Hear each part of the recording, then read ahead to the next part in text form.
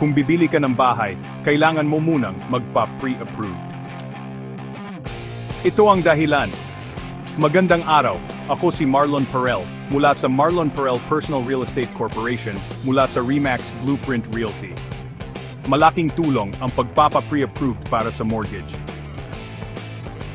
Ipinapakita nito sa mga nagbebenta na seryoso ka at tinutulungan ka nitong malaman kung magkano ang kaya mong bilhin. Narito ang mabilis na paliwanag. Una, ipunin ang iyong mga dokumentong pinansyal tulad ng mga pay stubs, tax returns, at bank statements.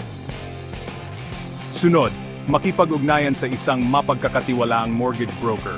Susuriin nila ang iyong kalagayang pinansyal at tutukuyin kung magkano ang pwede mong hiramin.